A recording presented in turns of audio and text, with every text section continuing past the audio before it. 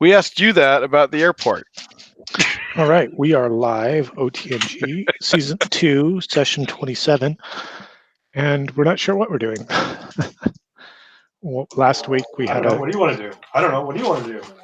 Hold on a second. Last week we had a scheduling conflict, and Peter and I decided to mess about with Dungeon World, and then the other two regulars, Nils and Ethan, joined us.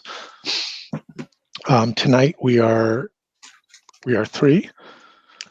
Nils, Peter, and myself. Ethan is returning from Mexico, and we're just discussing what you would like to do tonight. I have two dungeons on offer. I have the Skull Cavern, where you had that was belching white smoke, covering the city of Crossings in our Shadow of the Demon Lord campaign. And in that cavern, in that skull mountain, you had found a child lashed to a chair, spewing white smoke from its gaping mouth, still alive. Many children.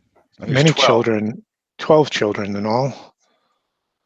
Each sequestered in an alcove, chained to a chair. The only party member of yours that could penetrate that white toxic vapor was the Clockwork 8008. And you were disturbed in your investigations by a hideous creature. There was some skirmishing, some spell slinging, and then she fled off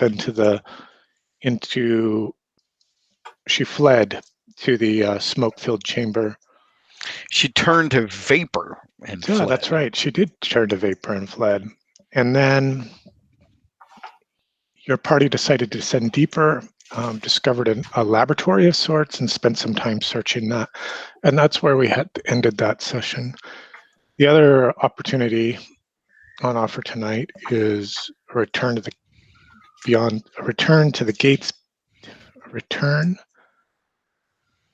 gates beyond Kazarak. I'm trying to figure out what the right way to word that is.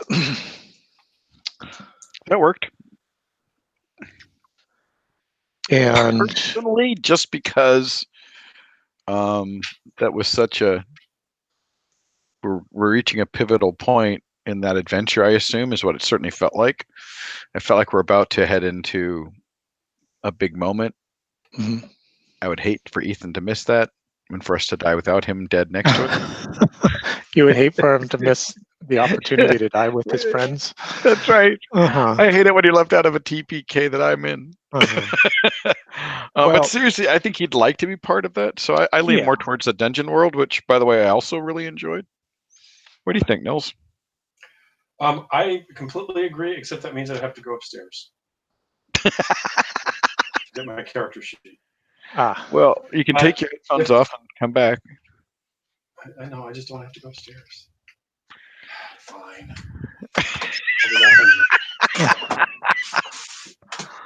Poor Nils. Poor Nils. He's our sad sack.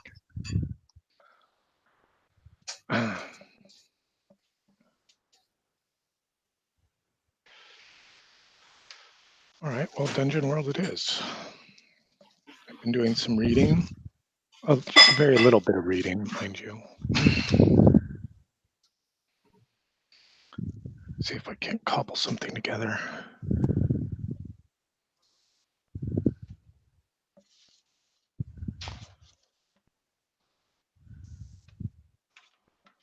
It's too bad we aren't at the table, because I could just hand you handouts of the basic moves. But I printed out.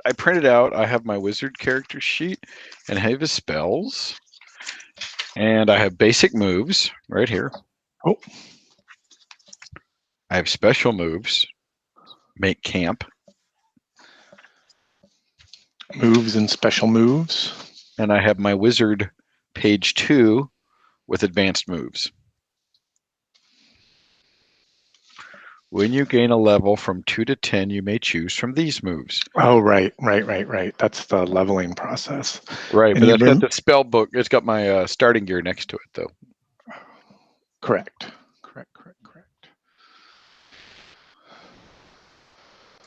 Ooh, I want to be level 6 to 10 and have arcane armor.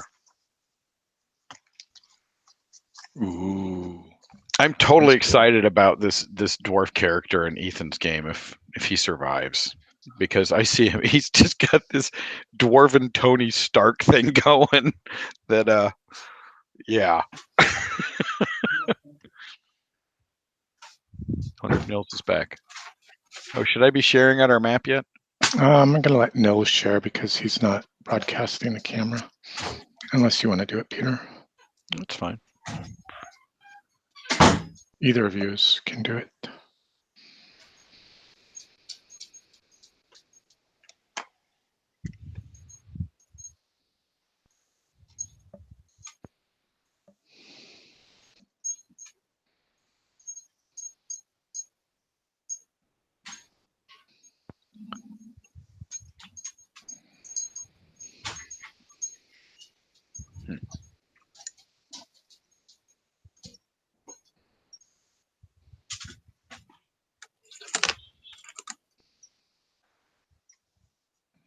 Okay, I'm back. Hey, Nils is back. Well, it's good that you and I are here, Peter, since we're the related ones. That's right. We're cousin. No, you're my granddaughter. Mm-hmm. Yeah, that's right. I like how that story just sort of created itself. Yeah, super cool, right?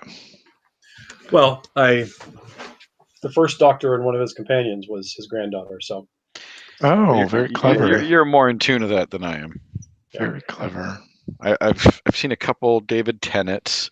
I saw a Christmas one, which was extraordinarily good, and watched all the Peter Davidson ones. Saw some Tom Baker's. Those were my favorite, the Tom Baker ones. Yeah, he was up there.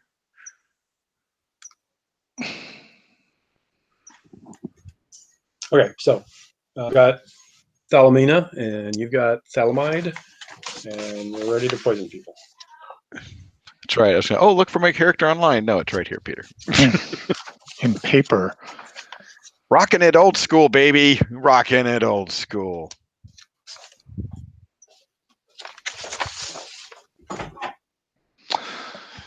Okay, why don't we do, why don't we do just a quick introduction of the characters again, just to set the stage, set the mood. I'd like to know about your look, Thalamide, and your bond to Thalamina. I think you have one. Okay. Oh, yeah. My look, we're going to find my character sheet. Here we go. Oh, yes. I'm slender with haunted eyes, wild hair, and worn robes. I've been through stuff. And Thalamina is woefully misinformed about the world, but I will teach her all that I can. Cool. And how about, and what type of equipment are you carrying with you? Well, I'm a wizard. I'm carrying a spell book, some dungeon rations, bag of books.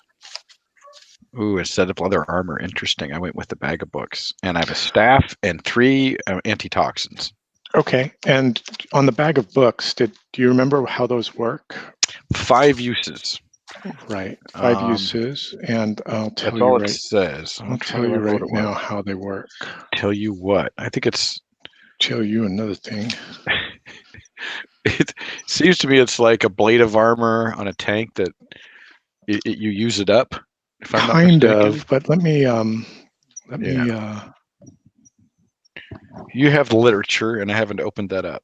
Yes, literature. Damn it! I know it's in chapter 18, but I can't find chapter 18 for some reason. I think it's probably after chapter 17. I was waiting for that. On page 321. It's all chapter 2, so that really isn't. Okay, so the books, the bag of books, these carried from your library, purloined from other wizards or academics. Oh no, I rescue them. That's one of the things. One reasons my robes are worn is I go places where things have been forgotten or in bad places when things are going wrong, and I rescue what I can. And that's part of been my task for thousands of years since the wars. Okay. Is to save knowledge. In these wars that have been raging, we had kind of leaned into that a little bit with the salamanders fleeing the southern wastes and holding back a great necromantic power. Right. Have there been other wars that you've witnessed? Oh, there've been uprisings and there've been skirmishes and bad things happening here and there, but nothing to match those. No. Okay. Okay. So that would be like the greatest That calamity, was catastrophe. exactly. And since then, part of what I've done is going about to try to rescue things that were lost then. Okay. Okay. So this bag, your satchel full of books, contains just the right book for the subject you're spouting lore on. Consult the book, mark off a use, and take +1 to your roll when you spout lore. So these books are used to modify that move, spout lore. You might want to have a look at that. Yeah. And while you're doing that, I'm going to go and grab my iPad that has my adventure notes in it. I'm sorry, guys. When you consult your accumulated knowledge about something, roll plus intelligence on a D10. On a 10 plus. The GM will tell you something interesting and useful about the subject relevant to your situation. On a 7 through 9, the GM will only tell you something interesting. It's on you to make it useful. The GM might ask, how do you know this? Tell them the truth now. I like the way this is written. I have a similar skill with my bardic lore skill in that if I have been someplace before and I come back to it, I can ask the GM to tell me what's changed. Oh, cool. And so I was almost about ready to say that as a baby I had been to the Dwarven Kingdom. And so tell me what's changed, and well, obviously everything has. So it's like It's probably a fair guess at this point. Now, is Grace done with 8th grade this year? No, she's a freshman. Oh, yes. Very good. Yeah. So she's high school's been a whole new thing. Yeah. She's integrated pretty well. We were a little worried because she really only had one friend going in. It's interesting that like a third of her class went to this high school, but she was only friends with one of them. But she's picked up new friends, both through And of course, my iPad was dead. I'm sorry, Nils. Did I interrupt you? That's fine. We were discussing children in high school and social growth. Well, I find that with a lot of kids, that's common in middle school to be one or two kids they're close to, and then in high school it opens up a world because it's a bigger group of kids, and I think that then offers more opportunity for kids who are into things you're into. Yeah, which may be good or bad. That's where she learned about K-pop. But K-pop is relatively minor in the grand scheme of things. Goddamn harmless. Yeah. That is so harmless. But in her specialty program, because she didn't have any connections with people that were already there, and because the people had connections from previous schools, she says she feels like she doesn't exist. They completely ignore her, and they like either side of her and talk through her. You're cutting in and out. Am I? That's strange. Anyway. Well, that's very strange. Poor kid. Yeah. Books, right. And the spout lore move. I just wanted you to know that that's something special that's associated with that piece of equipment. As well as my class. As well as your class, exactly. Your leather provides you with 1 armor. Your staff is close and two-handed. So these are like little special descriptive tags that are associated with the equipment. And I think that was everything. Mm-hmm. My staff, good damage. And the damage on the staff, does it say? Let's see. It is close two-handed. No, doesn't tell me. I'm assuming it's infinite. Infinite damage. How much do I need to do? A lot. I did it. I did all the damage. All of it. All right, this is not Ichabod or whichever one he's got. How about an introduction about Thalamina? I'd like to be reminded of her look and her bond to her grandfather, Thalamide, and also a little bit about your equipment. Yep. So Thalamina is a much younger elf, obviously, but still a couple hundred years old, based on the storyline of the in relation to the Dwarven Kingdom. She is thin. She has glowing eyes, wild hair, and she's wearing traveling clothes. This is not my first Thalamide, and Thalamide does not trust me, and for good reason. She and based on her alignment, she spurs on others to significant and unplanned decisive action. So, being the bardic type, she feels she always has a cause of the day that frequently changes, and that might be one reason why Thalamide doesn't trust her. She has her father's mandolin, which has been very lovingly repaired a number of times, and is one of the key memory items that she has from her father. She has leather armor, a worn bow, a bundle of arrows, and a short sword, which says close, and six uses of halfling pipe leaf. Pipe leaf. Well, we all know what that does.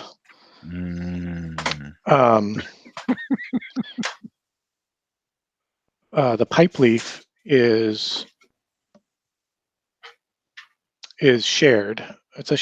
I mean, you can use it for any purpose you like, but if you share it with somebody, expend 2 uses and take +1 forward to parlay with them. And it makes people more amenable.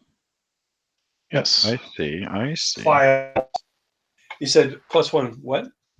+1 forward to parlay with them. +1 forward? I'm not sure what that means. You don't need to know what it means. +1 forward means that you take you get a +1 modifier to your rolls while you're engaged in that activity. Got it, okay. I thought it meant you had to play the game in 10 forward, next generation. Mm-hmm. But at least Whoopi Goldberg brings you drinks then. Mm-hmm. What other special equipment does she have? A short sword, we talked about that. We just have to think about damage for those weapons. Right. A worn bow, which says it's near. Okay. I'm assuming for range. Yes, exactly. And then a bundle of 3 arrows, or 3 ammo units. Right. A bundle of arrows with 3 ammo. So one of the moves that Thalamina can make with her bow is volley. And volley allows you to fire a bow, and there might be an ammunition expenditure, and that's why you have 3 ammo to track there. And for the armor, the way armor is done is just you add up your armor number. So 1 armor means I have 1 armor. Right. It tends to soak damage. So if I did 3, if you were to take 3 damage, then with 1 armor you'd take 2. Mm-hmm.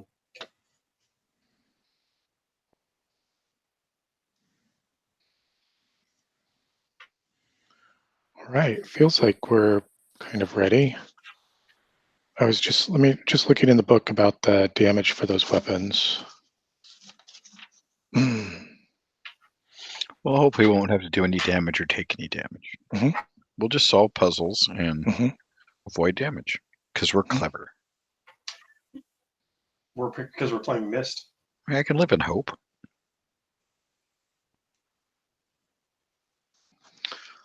Maybe it says your basic damage on your character sheet on the front by the stat block. Oh yeah, it says damage. Okay, yeah, there's damage. Yes, a die. D4. Right. In the case of the wizard, who's not necessarily a strong fighter, what is it for the bard? A D6. A D6. Okay, cool. All right. All right. All right. All right. All right. All right. All right. All right. All right. All right. Let's see if my iPad's come back to life. 5%. It's workable. Yeah, at least then it'll do stuff while it's plugged in. Right. Right. It can serve a purpose.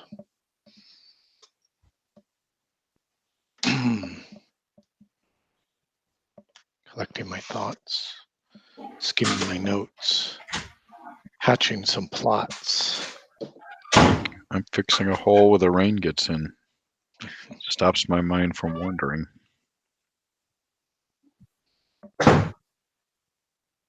So what's it's a foam cast piece of some kind of big equipment for Wolsung. Okay. So basically, it's terrain. Make a nice objective. I think it'll also look good. I have this warehouse factory building I want to build to be a warehouse, and if you put that in it, I guess it's a factory. I think it'll also look good out on the street, like some big thing that's operating the subway beneath it or something. Mm-hmm. It serves no purpose. Everything I really want to paint, I have a Baba Yaga's hut over there on the dining room table I've been cleaning up and did you figure out how to pin it or whatnot? Didn't you want to do something like that? Well, I just have to drill a hole in one of the eaves to put the gibbet in, because I just don't think it belongs. I don't think it would be dragging along under the house. I think it would be hanging up, swinging back and forth.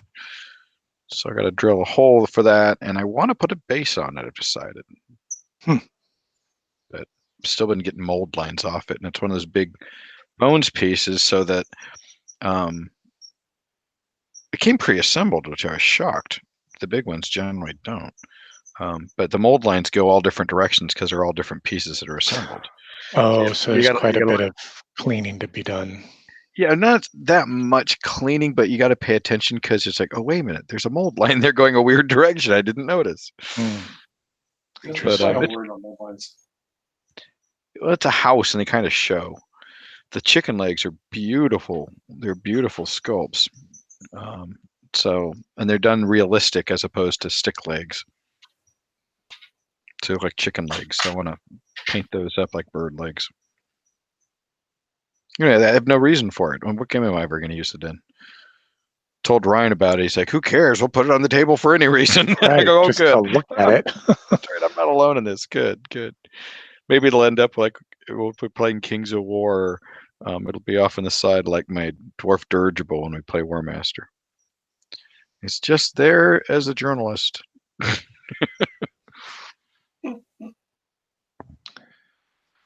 Well, Drat, I was trying to grab a interesting piece of art to use, inspirational for this place, but I'm failing my Google foo. So Drat, you Google. I'll just use this one.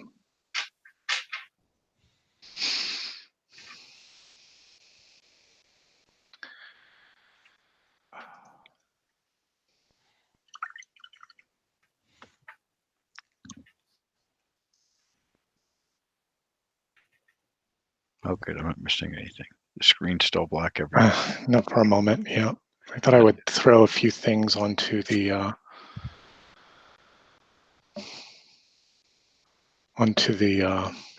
Roll20, so we had, as we wanted to, add or contribute things, visual things, we could do that. Visual Excellent. cues.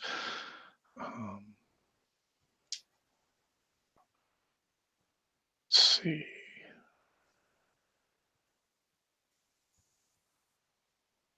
Should be able to see something now, yes. Ew. It's a nice black and white old school illustration of an underground river or stream.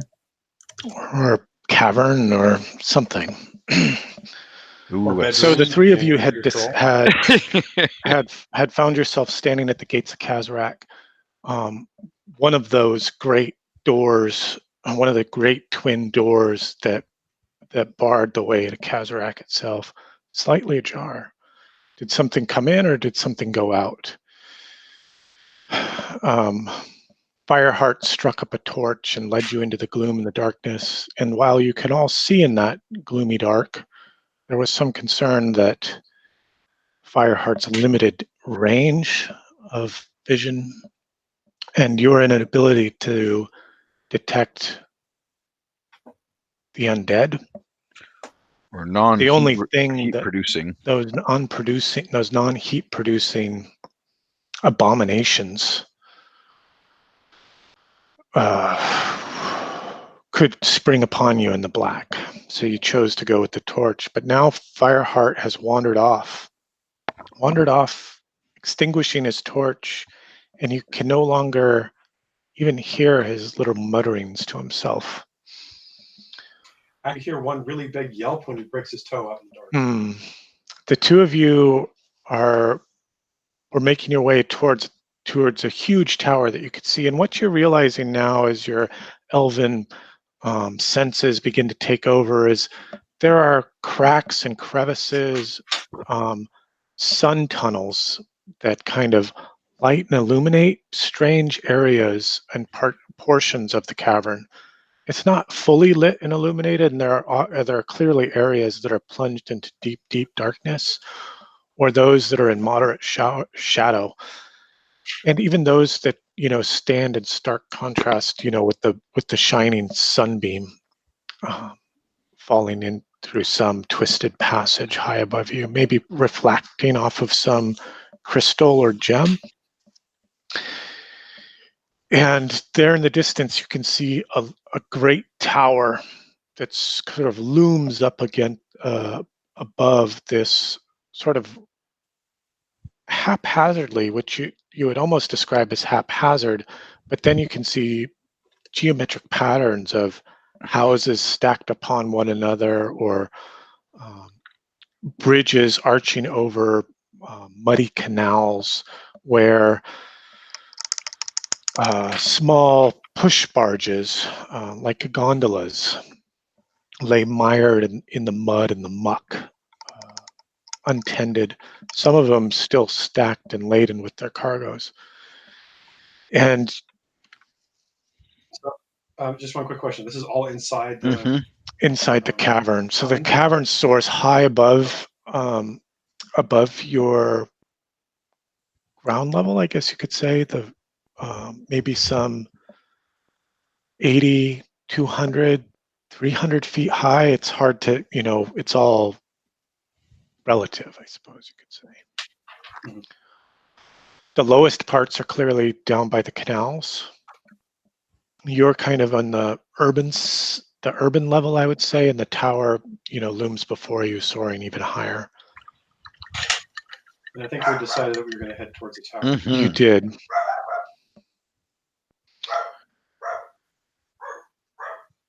And the purpose was we were going to try to find what happened to my father, your son, and Fireheart had his own related but separate purpose, which will not be fulfilled at this moment.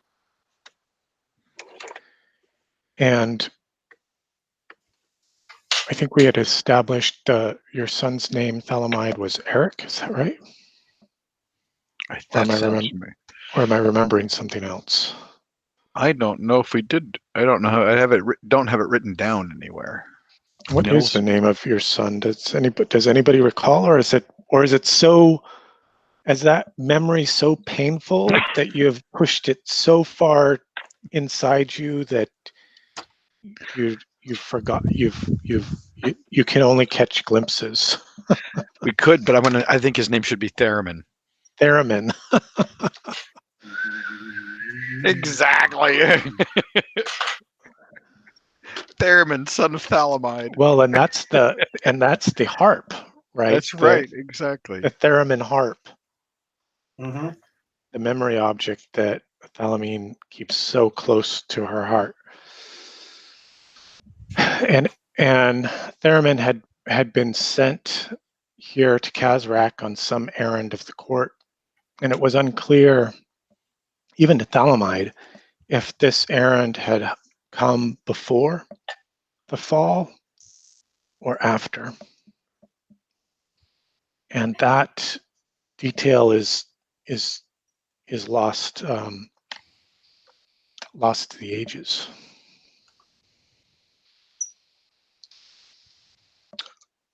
Thalamina, what's the last memory you have of your father, Theremin?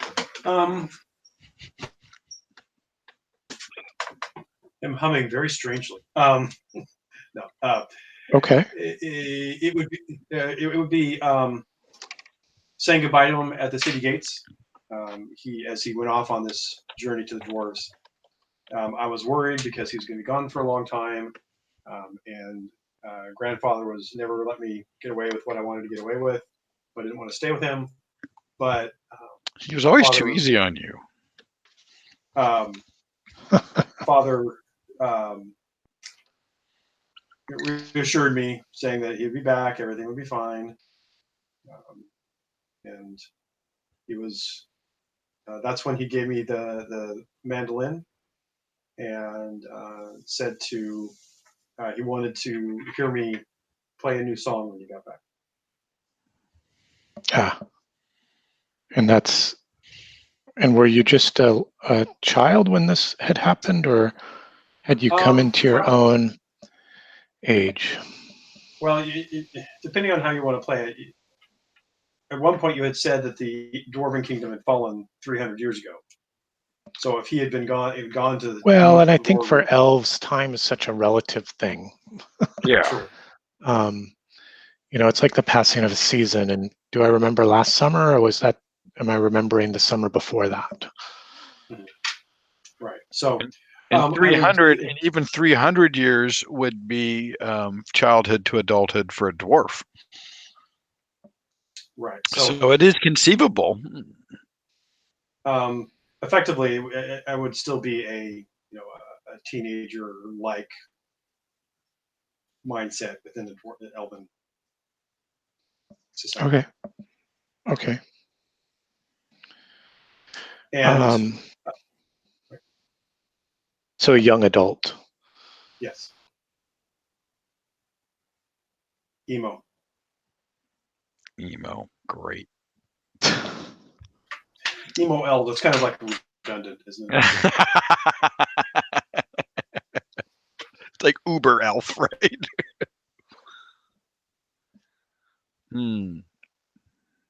Okay. Now I'm painting a mammoth. All right. Is it big? No, it's a mammoth. So you're going up towards the tower. The tower.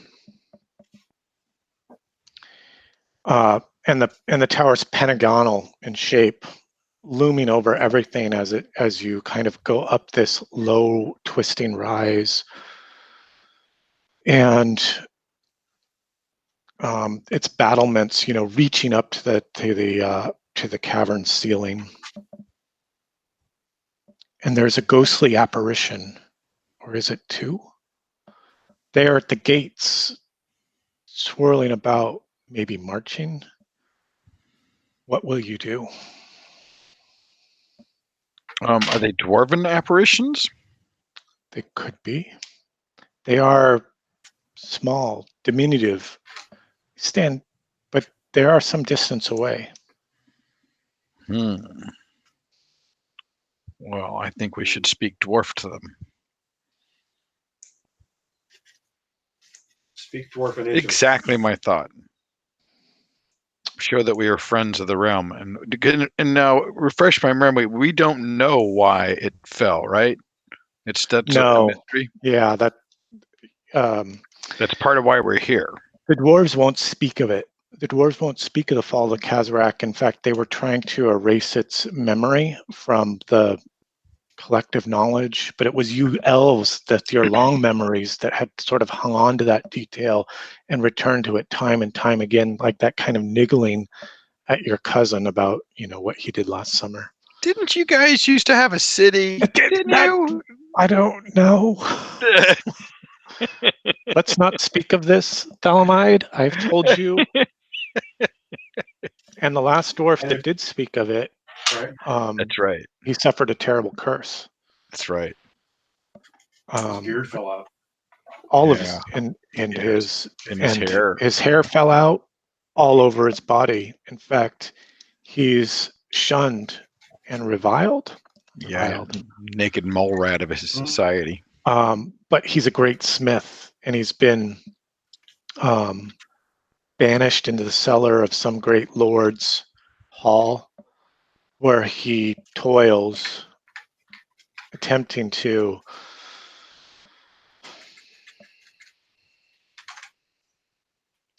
right his wrongs, through his spectacular craft.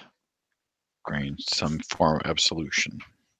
So what are you're going to speak to them, Thalamide? What will you say? How will you approach them? Will you call out from the base of the tower?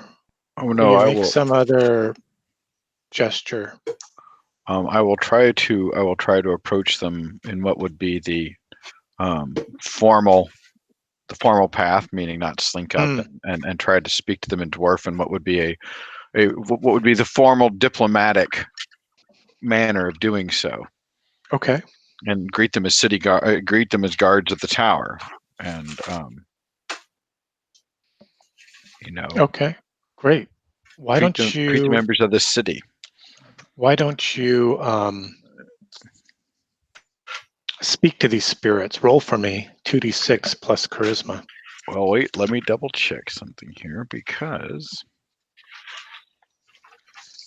basic moves. This is a special move that I'm calling on. It's not necessarily No, I was just checking my special move. I'm just saying, is this where spout lore will work? No, this isn't a spout lore. This is more of a parlay kind of thing. Sure, this would be parlay would be certainly equivalent. But I have something special in mind here. That when you speak with the spirits, I'd like you to use your charisma instead of your standard parlay.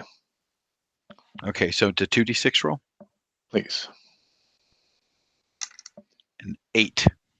An 8 plus your charisma modifier. Ooh, it makes it a 7. Okay. So not a 6 minus. That's a 7 to 9, and I have an 8. Correct. 8 minus 1. Oh, right. You have an 8 in charisma. You're not terribly charismatic. I'm not. I'm socially awkward. I spend a lot of time in my own head. Right. For thousands of years. Exactly. It doesn't get any better.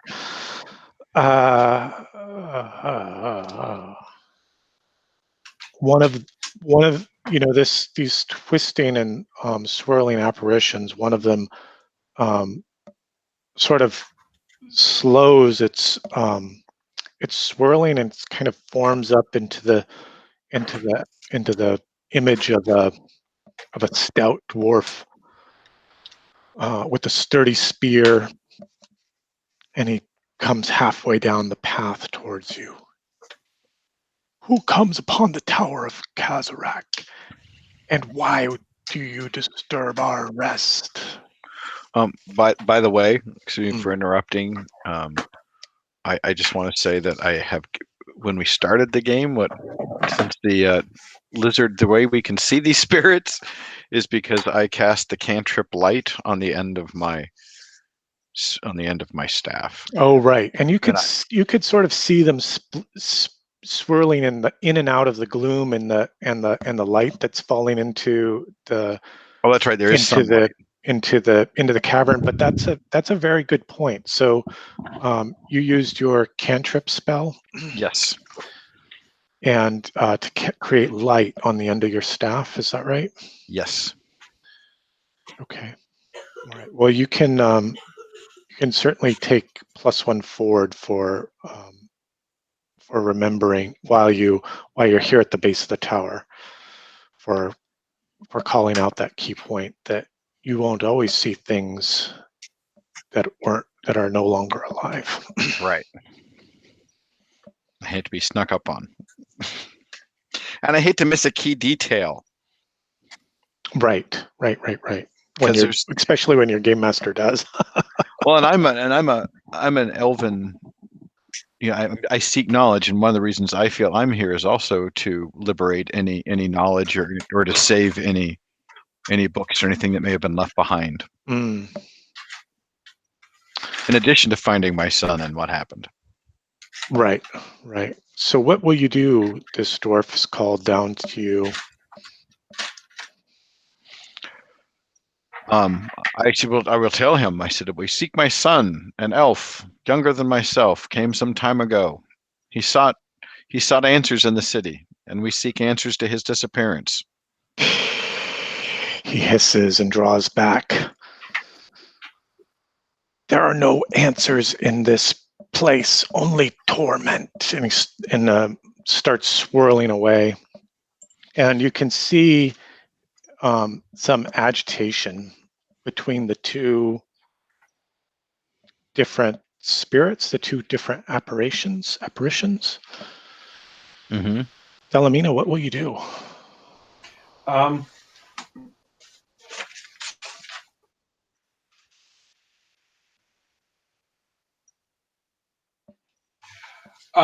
am going to use a basic move or a starting move. Why don't you tell me, rather than calling out the move that you want to do, why don't you tell me what you will do, and then we'll fit the move to it. Does that make sense? Okay. Yes. Maybe. So I'm going to speak frankly with them, charmingly and openly, to try to gain knowledge, which, if I'm able to do so, then I can ask a question that the person must answer truthfully.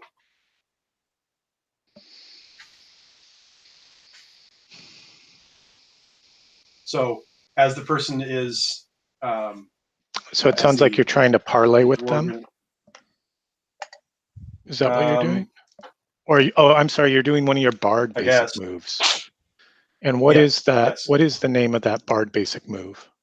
Charming and open. Charming and open. Okay. Why don't you show us how you're going to be charming and open with these fellows? Sure. So as the apparition hisses and starts to pull back, I step forward. Wait. She speaks fluent dwarf. Her grandfather and her father made sure of this, so I want to just point that out. I'm rather proud of her for that. I just hate to interrupt, but it's an important fact. Of course. So I step forward and say, "Ho, noble guard. There is much torment here, obviously, but we seek to end the torment, at least of ourselves. We seek my father and his, and pointing to my grandfather, his son, and we hope that we might ease your pain and suffering if we are able to, in any way we can." Oh, I'm sorry, I misread the question. Oops. How can I get you to be more at ease? But before you do that, I think you need to roll the dice, right? Okay, sure. And I'm going to look at, I'm not looking at your character sheets, guys, so I'm going to do that too now, so I have the same kind of reference that you do, and I need to take some notes about what your class basic moves are, because I've forgotten that the classes also have basic moves. Sure. And when I ask you, what will you do? You can say I'm gonna try to be charming and open, for example, like what you did, and then might ask you about, okay, show me how you're doing that, and then we'll do a roll, and then we'll we'll find a result. But we're here to ease everybody's torment. I like that. That's a nice touch. Yeah, that was very good. So I am looking for the Dungeon World stuff. Are you maybe looking stuff up for a few minutes? Yeah, go ahead. Go ahead. Okay. Erica just got. Oh, okay. Yeah, kind of absolutely. Perfect timing. I'll wait here.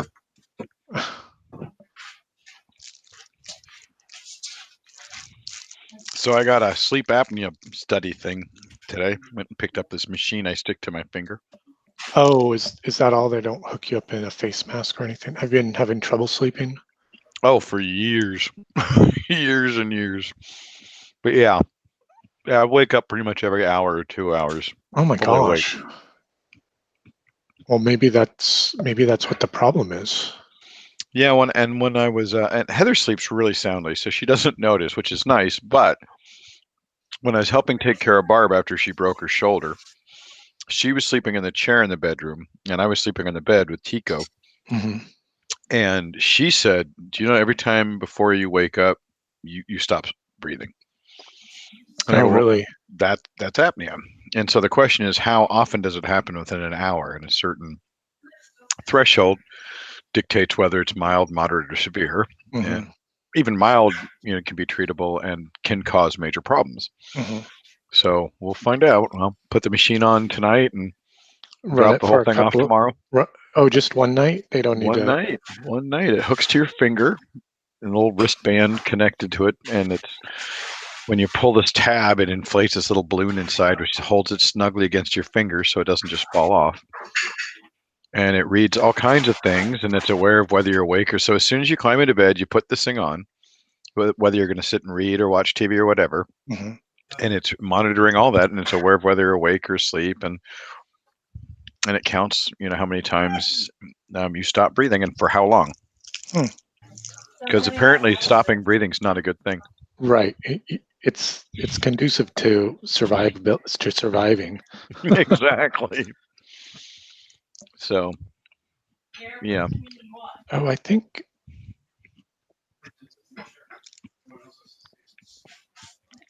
Didn't Valamina take spells and magic as her bardic lore? I think she did. That sounded familiar. I got the elves walk in and just talk to the spirits just like they're regular dwarves because, the spirits figure they are, so treat them like that. Sorry, I'm back now. I was just looking over the basic moves from your starting moves from your character sheet and looking at bardic lore. Didn't you take spells and magic as your bardic lore? Mm-hmm. Okay. Yeah. That's what I learned from my grandfather. Right. As well as fluent dwarf. I should have taken the dead and undead one, apparently. This month, the moment.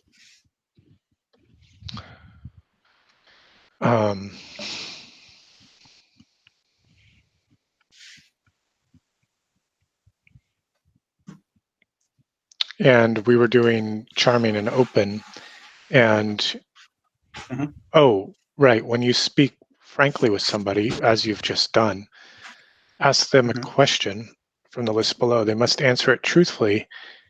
Then they may ask you a question from the list, which you must also answer truthfully. I need to read this fully. So I asked, how can I get you to ease your pain or that kind of thing? More about how can we help you? Help us help you. So I guess the question, this is really more for player characters, or? For player characters, not so much non-player characters. But we'll roll with it because we're a smaller group, and I'm not adverse to that. Okay. So I think your question was, how can I get you to ease your suffering, or how can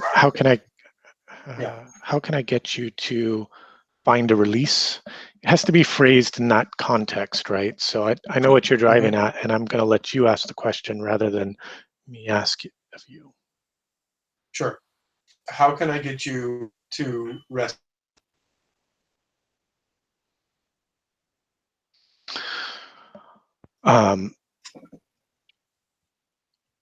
We are bound here by a black, dark heart. Sequestered deep beneath the tower, it binds us all, and the tower just erupts into a swirling mass of spiritual apparitions. And there's a great wailing that goes up about them. A gnashing. Uh-oh, spaghetti-o. Thalamina, what do you most desire?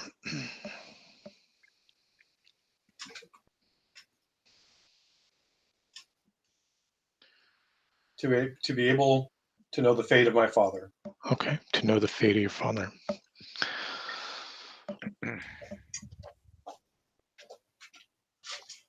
And the tower is just like whirling with spirits now. What will you do?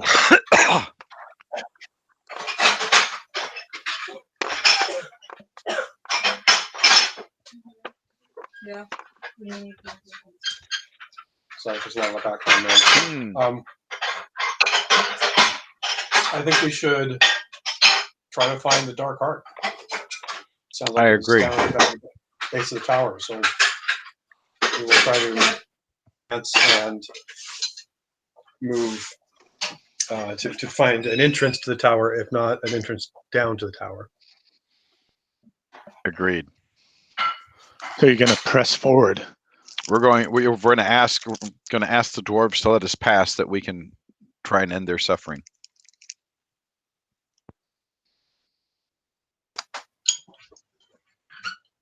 No, none shall pass. And he comes whirling down towards you. I got Hobbit leaf.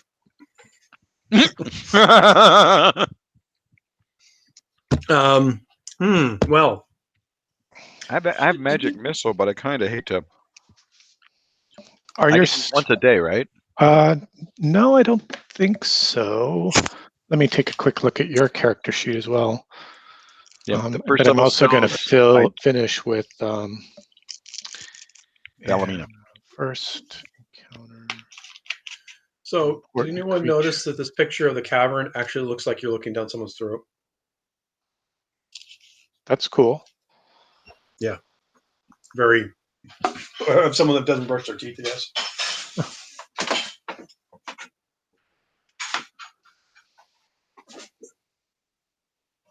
And if you find things that you want to throw up onto our little storyboard here, you can do that. Just post the link into the chat and I'll take care of that business in the background.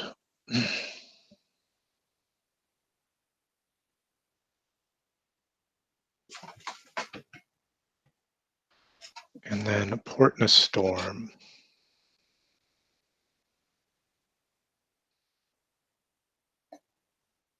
That's all about returning. Right. To civilization. Okay. And now to the wizard and your spells. How do they work? What do they do? The druid.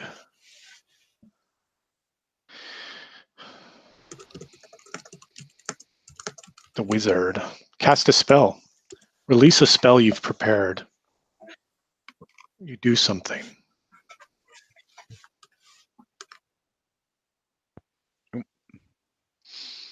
Prepare spells. Take some time. Spellbook. You have mastered several spells and in their spellbook. Yes. You start with 3 first. Yes. As well as your cantrips. Yes. Spell defense. and an ongoing spell immediately and use the energy of its disruption to deflect an oncoming attack. The spell ends and you subtract its level from the damage done to you. Oh, that's interesting. Ritual, drawn upon a place of power to do a thing. And then into your spells. First level, third level, fifth level, seventh and ninth level. And what 3 spells have you? I chose Magic Missile, Invisibility, and Alarm. Okay. And Detect Magic counts as a cantrip for me because I'm an elf. Love it. When you spend unrepresented for an hour or so in quiet, you may lose any spell you already prepared. Prepare a new spell. Prepare your cantrips, which never count against your limit.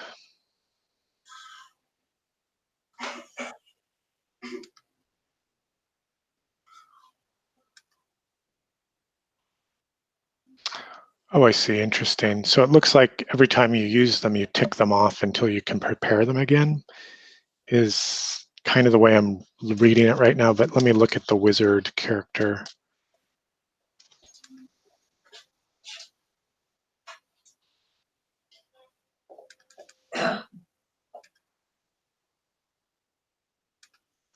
Paladin, Ranger. Here it is, wizard.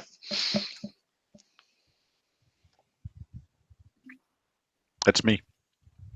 That's you, a wizard.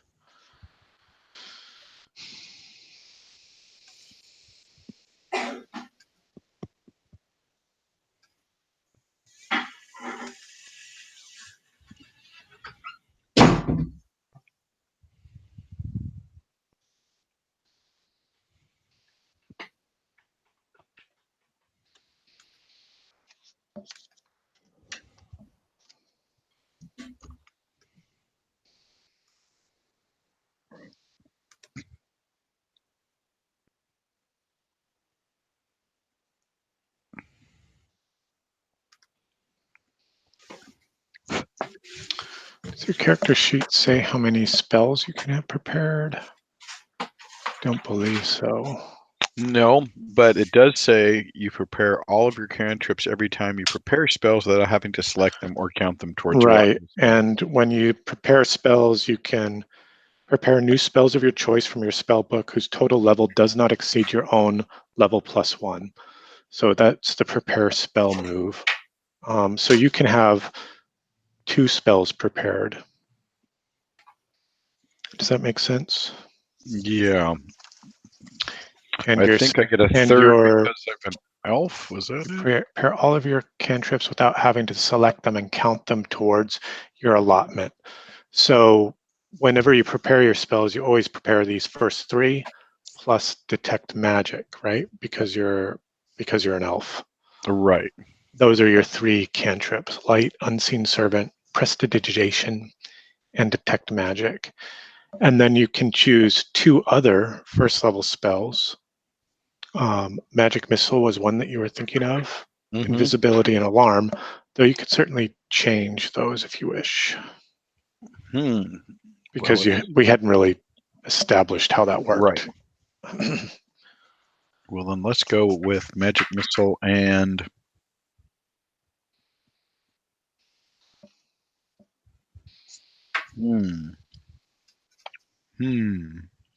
invisibility or telepathy?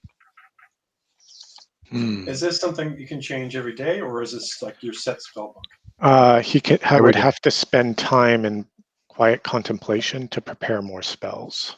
Right. That's is it a basic move? But a starting move, but equivalent to a basic yeah, move. Takes a long time. Takes some time. So I'm going to go with Magic Missile Invisibility as my. Okay. That's what I was going to suggest, because we're going to be in a kind of a dark, sneaky place.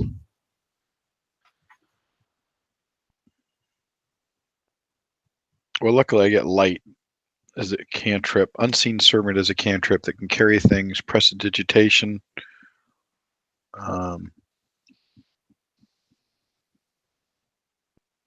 And detect magic is a. Yeah, so I think it's pretty clear that there's magic here. So, but we didn't determine if you can cast it more than once a day. So I assume I can. Oh, when you cast a spell, you do a thing, right? You make a roll, release the spell you've prepared, roll Right. intelligence. 10 plus is successful, and you may cast the spell again later. 7 and 9, the spell is cast, but choose one, and then there's a list of options that you choose from. Yes. And one of the options might be can't cast it again today. Right. Draw unwelcome attention. The spell disturbs the fabric of reality. After it's cast, the spell is forgotten, and you cannot cast until you prepare spells again. Right. So 3 choices. Good. Well, then I'm going to cast a spell as this thing's launching at us. Okay. 2d6.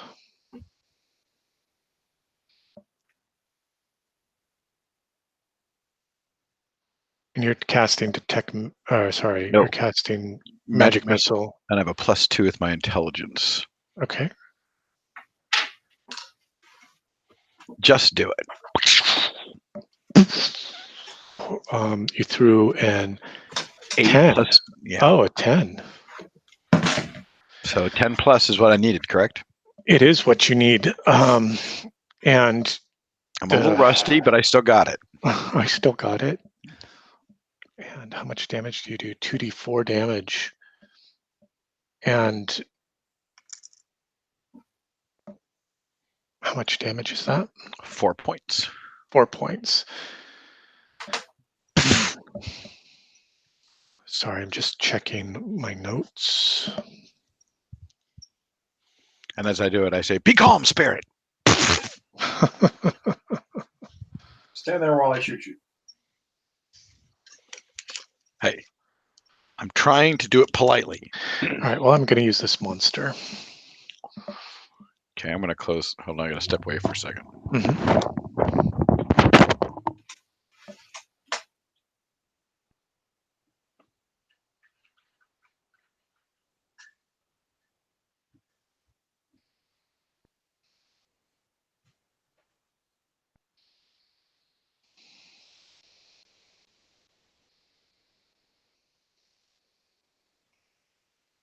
Come up to speed on the job.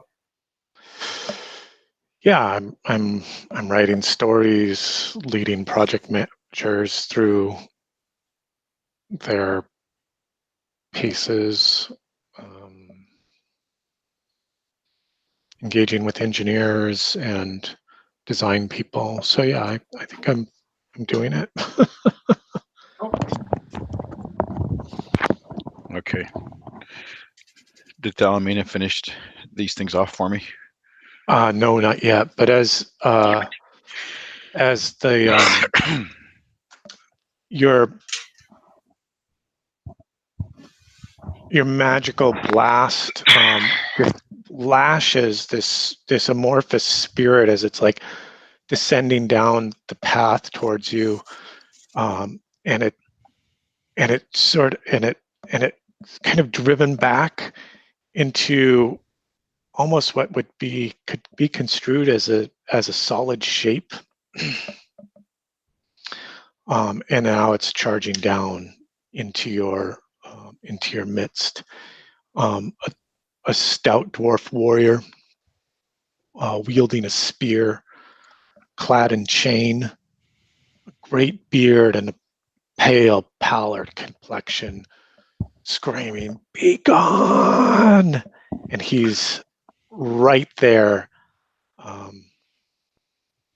just a few feet away. What will you do, Thalamina? That was not the planned effect, just for the record.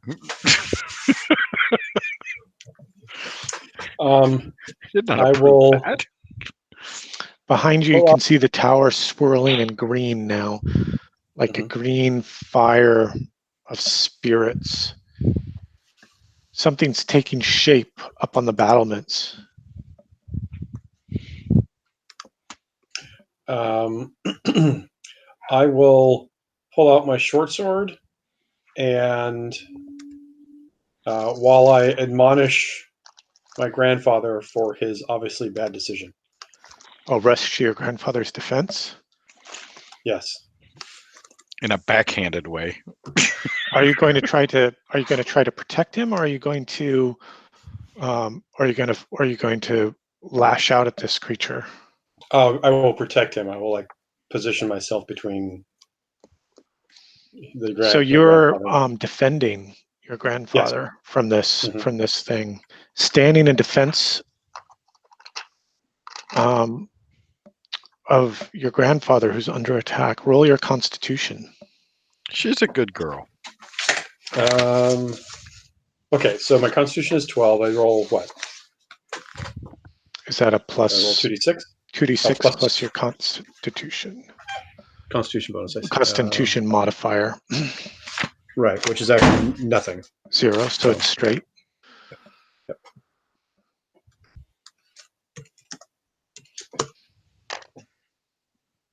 7. 17. You get something called, so there's a mechanic in this game called hold, and hold is you can then spend it later.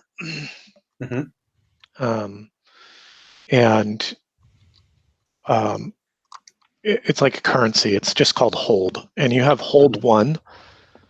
So long as you stand in defense, when you or the thing you defend is attacked, you may spend a hold 1 for 1 and choose an option. So this is on the basic move sheet.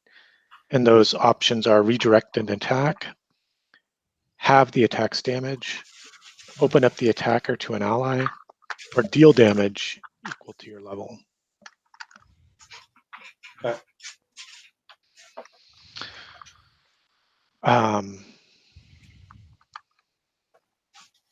By the way, I posted a picture to the chat or a link of great.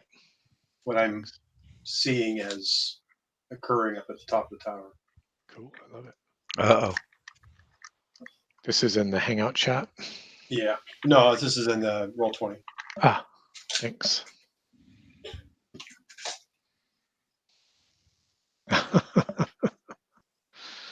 Super cool.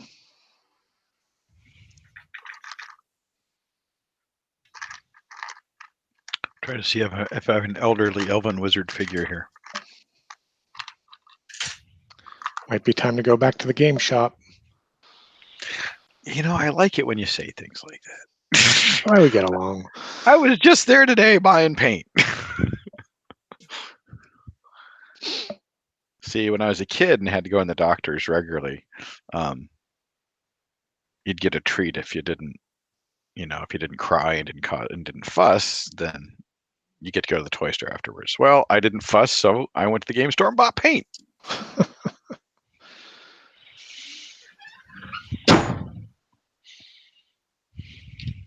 That sounded final. It's really windy and we have all the windows open, so the doors are slamming. I'm loving the fact it's cooled down. Ooh. It'll be about a week, or back to hot by the weekend. I don't want to know. So this will just kind of become a collage of things, inspirations, ideas. It's Night on Bald Mountain. Exactly.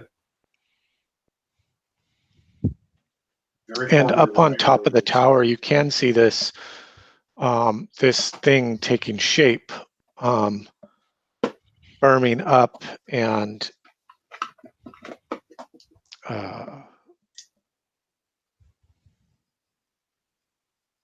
beginning to lurk and kind of loom. It kind of puts its arms on the edge of the tower and looks out at this little scuffle that's going on the main path up towards the tower. Uh-oh.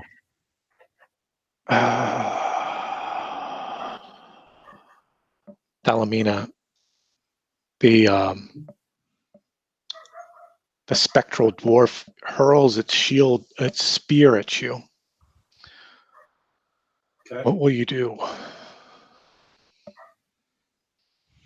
I will. Well, shoot, I don't actually have a shield. I will. We need to get you one. Well, especially since I'm effectively the tank. And it's going, I will, and his aim is true. at where? At me or at my grandfather? Okay. Both of them. All right. Because as you step forward, he like takes a step back and just hucks his spear, and you're like standing there in defense of your grandfather. Mhm. It will strike one of you. You're certain of it in this flash in an instant. I will knock it out of the sky with your short sword. That's what I was just about to say. I knew it. See, we're related. I taught you everything you knew. Too bad you didn't take telekinesis. No, just telepathy, but I haven't taken it this time. Right. Okay. So yeah, I'll try to use my short sword to knock it out before it strikes either of us, but also not move out of the way of it to expose my grandfather. Okay, you could try to turn it aside with your short blade by spending the one hold that you have in defense. Okay. To have the attack's damage. Okay.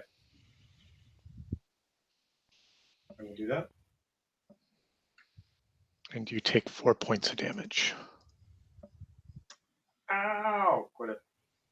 As the spear like flies over your shoulder and like kind of bounces off your shoulder and up over past your grandfather, and he's reaching out a spectral hand now, a great embrace, floating almost. What will you do? I want to shoot him again. Okay. You're going to cast a magic missile again? Mm-hmm. From behind your my granddaughter. No, I'm stepping to one side and firing, as it will be. It obviously was aiming at her with a spear, so stepping to one side because I'm doing the same thing she's doing to try to protect her. So right, it's like this. It's this family thing, yeah. Do you want to stand in defense of your granddaughter, or will you cast a spell? Well, I'm stepping so I'm not hiding behind her, so that I can cast without hitting her. Oh, of course. But I'm also aware that draws attention to me as well. So I'm aware. I'm not using her as cover is what I'm saying. I don't want to hit her. Okay. Okay, go ahead and make your roll. A 10. Another 10. Nice. Another 2d4. More importantly, another keeping the spell. Yes. 5 points. Okay. Noted. Does it appear to make him stronger and more solid, or does it appear to hurt him?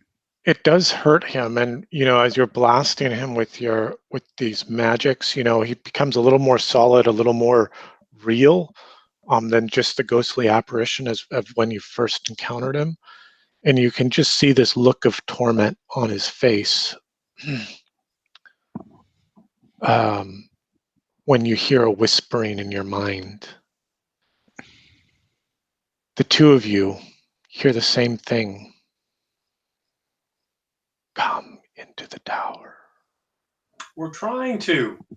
Come to me. And you realize it's coming from the apparition on the roof. The apparition at the battlements. Mm-hmm. It's red eyes boring down into you. You can try to resist this, but you feel compelled, almost pulled.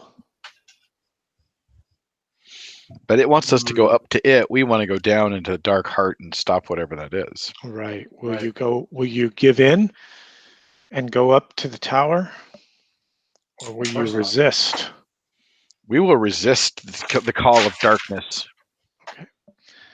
Make a roll plus an intelligence, Salamide.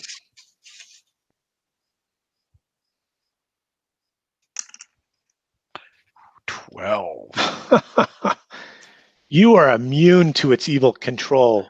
I've heard voices tell us like why. yours before, because this is the same. This is no different than the voice of the undead necromancer's minions. His minor servants that led the hordes. I recognize these voices. I love it. All right. Came to hide here, did you? Some lieutenant, clearly. That's it. Which is, you know, when you find out the Balrog in Lord of the Rings was just a lieutenant. He was just a schlub. Yeah, just like just a, guarding a barracks. No, a garrison, right? Yeah, he was Garrison on some backwater. That's how he survived. Salamina, roll. Will you resist, or will you give in? Okay, roll 2d6 plus your intelligence. Yes, plus your intelligence modifier. And looking towards my grandfather, the resolute wizard that he is, for encouragement, and seeing him stand, I roll a 10. Nice. And you're like start to shut out those voices from in your mind, but there is just a stabbing, piercing pain behind your eyes as these words try to bend you to its will. Mm-hmm. Is that both of us, or just me? That's just you. Okay. Thalamite is completely immune to its attempts at evil control. But you can resist. With my granddaughter's strength, nonetheless. Yeah, Thalamina could resist, but it really has to concentrate on doing that. My son resisted. I know he did. Clearly, he didn't succeed in trying to do what we're going to try to do, but I know he resisted.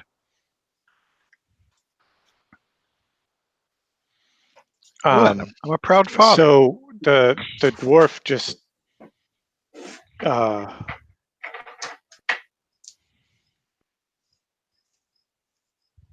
let's see, where were we? I had acted. Oh, you had blasted him, and then has yet to act. And then the apparition on the tower tried to bend you to its will, and you both successfully resisted it. Thalamide with stout resolution, and Thalamina, with quivering. I got a 10. I said not as stout resolution, but resolution nonetheless. Yeah, you got a 7. You got a 10? Yeah. Yeah. Oh, you got the +1? Yeah. I thought you got a 9. Yeah, but even with the 10, I mean, it's like it's an impressive thing. That if you hadn't studied those spells and magics, been exposed to the truth of the mysterious, that that you would run gibbering from this place. Mm-hmm. And the dwarf swings at one of you. Odd, it's Thalamide. I've been blasting it. He touches you with the cold, open palm for 4 points of damage. Oh, icy.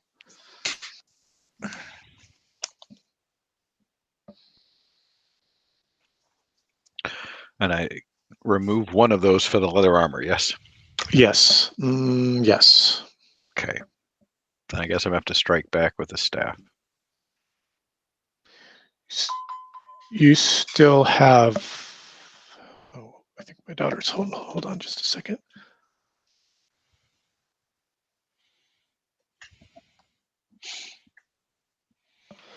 Sorry about that. My daughter just came home from the gym. Cool. Is she home for summer? Yeah, she sure is. She got home a couple of weeks ago, 2 weeks ago, 3 weeks ago. It's been nice having her back. Oh, good. She starts a full-time job in in a week's time nannying for a couple of families that pooled together their resources to be able to hire her to look after 4 school-age boys. Oh, that's a neat way to do it. Yeah, I thought that was really clever. I'd not heard of that kind of approach before. It's a good thing she's a runner. She says the boys are all really good, so that's helpful. That was just for the interview. So you were going to strike back with your staff, is that right? Or yes, because it's clearly physical. I'd rather take a chance of losing my spell. Oh, you'd rather strike at it. Okay. How does initiative work or rounds work here? Because they don't. There are no such things. If there's something you want to do, you can tell me, and then we'll do it. Well, I'm just wondering in the order of things. I mean, do you want to go before? Is there something you want to do before your grandfather strikes out with the staff? No, I'm just curious.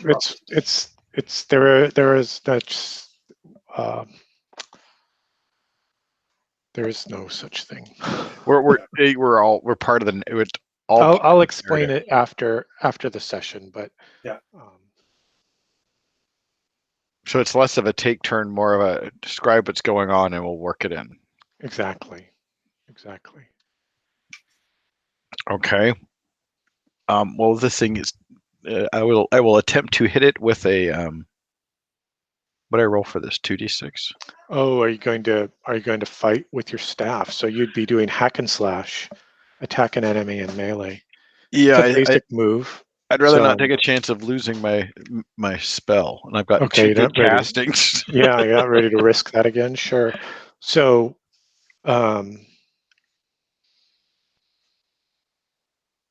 when you attack an enemy in melee, roll roll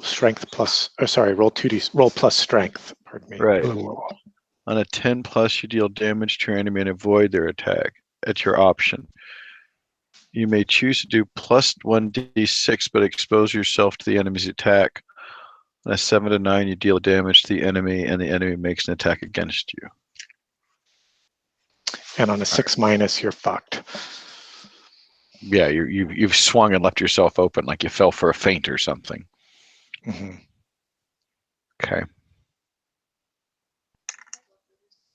It's a 10. hit. Wow. Pardon me, honey. Yeah, let me pull something together for you. I don't know where it is right now either. Guys, I'll be right back with you. Ooh, 4 points. It just shatters into a 1,000 pebbles, and they scatter at your feet. I'll be right back. Seems like an appropriate thing to happen to a ghost, a dwarven ghost. I think so. So that's a creepy thing on top. That's 13 points you did, I think. Yeah, but we don't know if the magic was causing damage or having an effect to make it physical, and the physical damage did it. Right. That's why I thought I'll change it up and try a physical attack.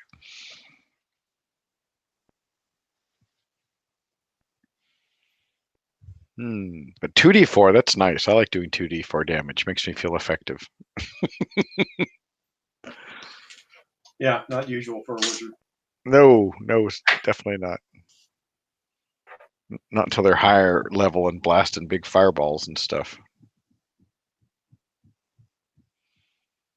Which reminds me, you, Ethan, and I should set up an email discussion about how we think we can take care of this hag, because we have a couple ideas, and we'll throw them on Aaron last minute as we're all ready to face him down. And part of it really involves you and your ability to make stuff. Okay. But I have an idea. A cunning plan. So cunning, you can put a tail on it and call it a weasel. Yeah, I was looking at what artificer. Is it artificer or technomancer? I think it's artificer. In Shadow of the Demon Lord. because that's the direction my dwarf is going, and I think it's high level. You can make basically an iron giant kind of thing to follow you around, and then then even higher level, level 9.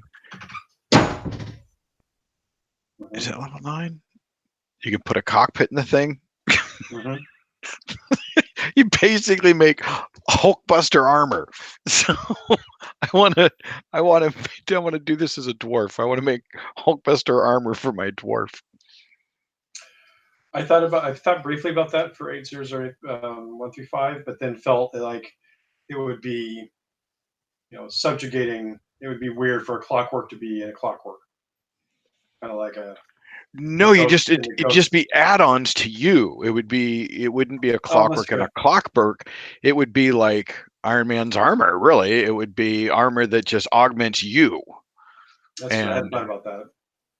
Yeah, in fact, I think all the things you make for the most part, like the flamethrower and things that allow you to do things like that, should be things that just come out of you, like pieces of you bend and turn and twist and connect to other things like Iron Man's armor does. And then there's this thing, like when you had the flamethrower, this a door opens and a nozzle comes out and fires for a while, and then it ejects an empty canister and it goes back in and the doors close. So, more than meets the eye. Exactly. It just, things, it's just part of being a clockwork artificer. Is just you could, I mean, yeah, you could make things, but like I've decided with my dwarf, I took conjuring, and when he conjures something, he doesn't just pull it out of the air. Like one thing I could put conjure wrench is when you can summon the wrench and throw it. He pulls it out of a pocket, or out of something on his belt or whatever. He's got a ton of them. And the other one was I think summon useful item is a conjurer one. And I figure I make it, whatever it is I need. I just pull parts out. Oh, I got that. Hold on here. Hand me that thing over there, and boom, we got what we need. And then it works for so long, and then it falls apart, and I just put the pieces back in the bag, use them next time for something else. So, yeah, my dwarf is entertaining. Brian's got a goblin. I think he's going a similar way, but he's talked about he wants to make, his idea is to make a bunch of little techno puppet things.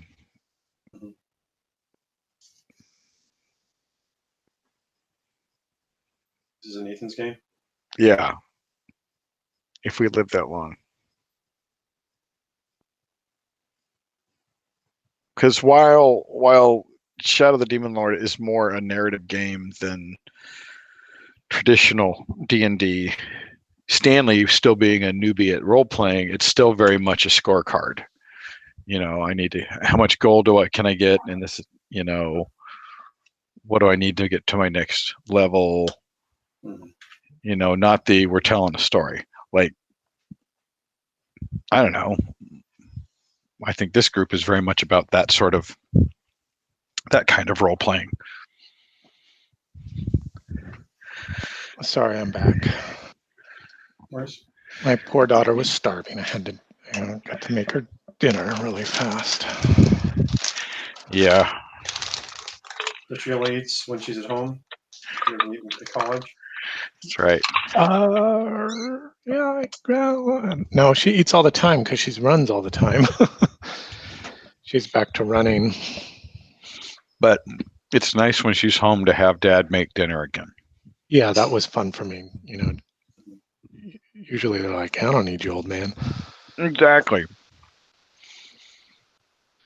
What do you know? You've always been old. You were never young. Now, if I go to Google Images looking for things, do I lose the Hangouts? Does the Hangouts go to Google's with me? Just do another tab. Just do another tab on your browser or something. Oh, do you mean the share? Yeah. Yeah, the share will come up and. What's on the share right now? Yeah.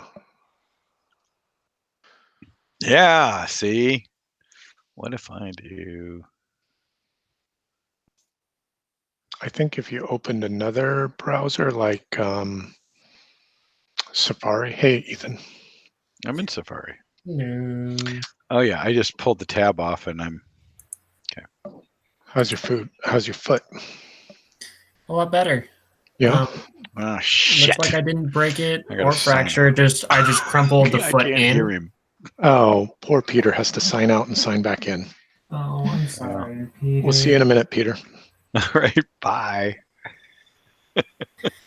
Yeah, so I managed not to break it or fracture it. I just when I hit with my foot. So basically, I was playing soccer at a rehab center with some kids to help them out. And in the process, and these kids are really good at soccer and kicked my butt. I kicked one of them in the foot, and instead of the foot like bending, it was like hitting or kicking a steel brick. And so my big toe just crumpled down into like nothing. So I didn't actually break anything or fracture anything. I just am dealing with the toe slowly uncrumpling and returning to its normal size. Well, that's good. I'm glad you're okay. Do you hear Ethan now, Peter? I hear Ethan. Do you hear Yay. Fireheart? I'm sorry. Well, he was running the flank. He'd heard things around the flank and was checking things out. Fireheart comes creeping out of a tunnel. It's like a on the side there of the path that's leading up to the tower, and you see him poke his head out, his little salamander face, and this tunnel is pretty almost nearly perfectly circular, and it's super smooth, but it moves in an irregular direction. It's not like a pipe. It's like a perfectly round burrow. Yes, and like a purple worm had dug it. It's yes, it looks dug. A horta could have done it. A horta could have dug it. Do you dig it? Who wants to catch Fireheart up on what's happened so far this evening? Anyone, or shall I? Well, we have a bard. We entered into the bard. Do your barding. Yeah. Where's Mike Pepper for the background music? We entered into the underground area. We tried to approach the tower and saw what seemed to be some ghosts. We tried to parlay with them, and it didn't go well. They basically said that they were in eternal torment, and the only way to get them out of torment was to something about the black heart at the base of the tower. And as we tried to move toward, the tower, they attacked us, and some malevolent entity started forming at the top of the tower, and then started trying to control our minds, saying, come to me, and we were able to resist them, mostly, pretty much, and we just destroyed one of the ghosts, who, being a dwarf, shattered into small pebbles, and that's about it.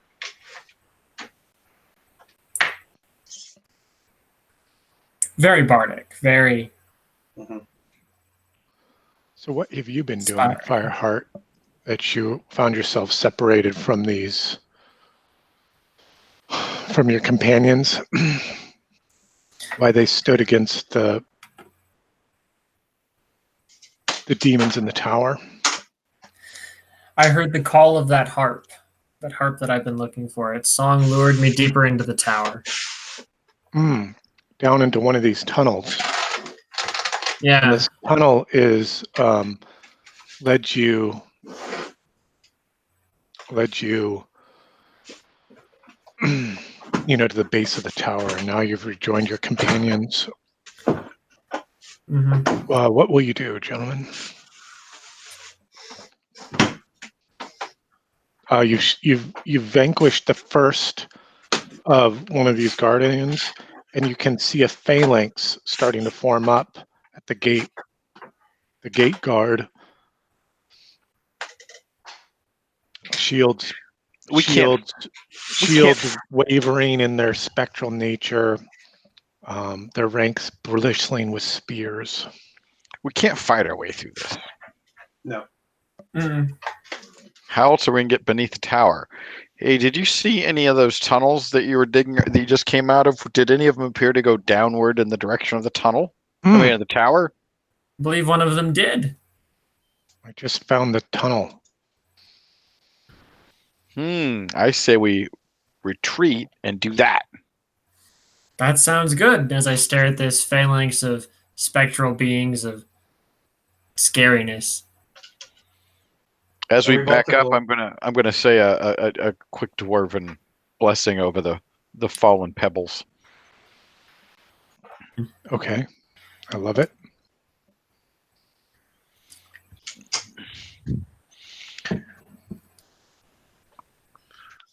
All right. Oh, and we used a cantrip to put a light on the end of my staff, so it's very Gandalfy.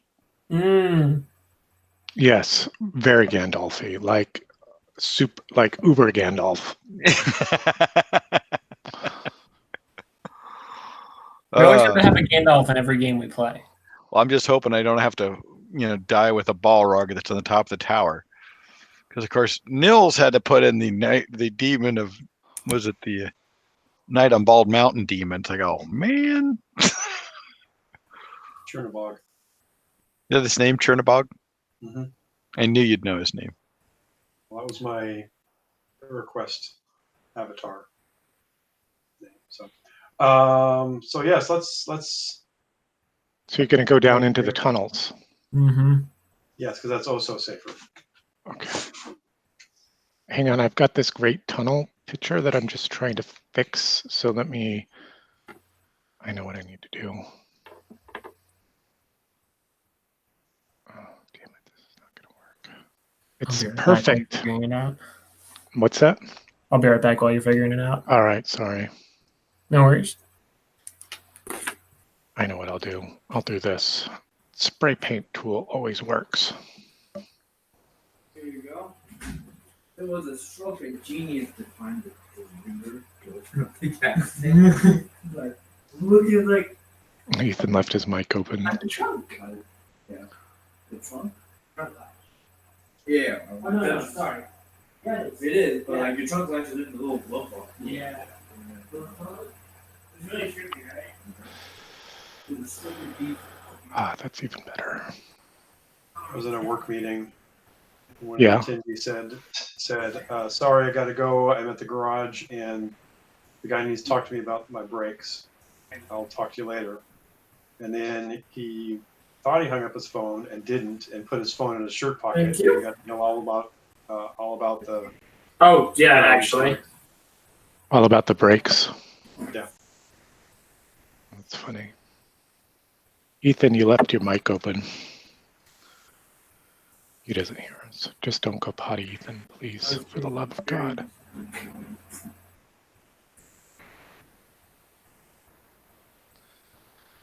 All right, well, that's better than it was. So you're going down into the tunnels. Mm-hmm.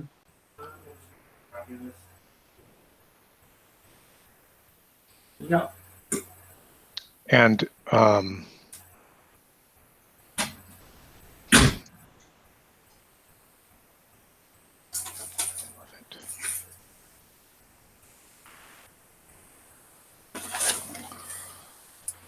right.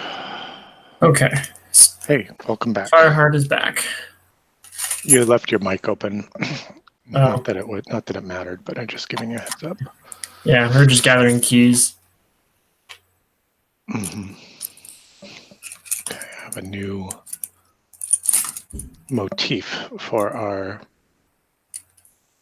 That's one thing we didn't explain. Which was? The idea of your collage, Ah, community collage or whatever. my Pinterest. Sorry, I'm out. What? You have to play. I There's do no not play. getting out. Hmm. Fireheart leads you down into the tunnels, twisting labyrinths. Where are you trying to go, Fireheart? Where are you trying to lead your friends?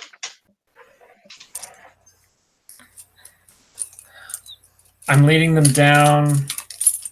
I'm leading them to where the harp is leading me. I'm leading them down. I can still hear its music, and one path was blocked, and yet the music suddenly shifted back down towards the tunnel. Okay. Leading me down into the grounds beneath the tower. Okay, and you can feel as you're going down, trying to wind your way down towards the base of the tower, subtle tremors, like a thrumming almost. First, only you feel it in the back of your neck, where you might have an ear of sorts, but then even Thalamide can feel it kind of thrumming up through the base of his feet. It creates a sense of like a churning in your stomach. What will you do? It's almost like a great heartbeat. Oh, yeah. Is there a rhythm to it, like a da-dunk, da-dunk, da-dunk? There's a rhythm, but it's not like the beat of a living heart. Is it like the beat of a dead heart? It like sort of it sort of like swells and then fades, swells and then fades, never quite coming to any particular pattern or repetition. We need to go forward. Yes, I sense something great and powerful is beneath us. Great and powerful Oz? Something ancient. Ancient, something awakening, perhaps? It's been slumbering for a long time. Okay, hang on. Let's see. I'm just filling in some detail on the map. So I have something I'd like to do once you're ready. I'm listening. Okay. So being that this seems to be crap. Being that this seems to be having a deleterious effect on us, I would like to use my play a song and use my music to kind of counteract the tonal attack that is upon us. Okay, so it sounds like you're going to do. Are you using one of your moves, or are you just trying to? No, just kind of narrating. Sure, that's fine.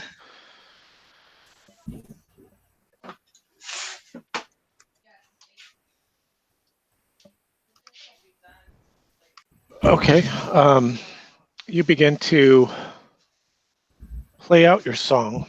Are you using the theremin harp?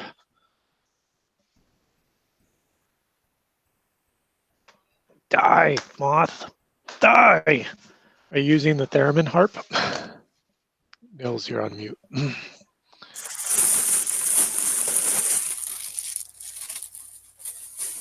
Peter, are you still with us?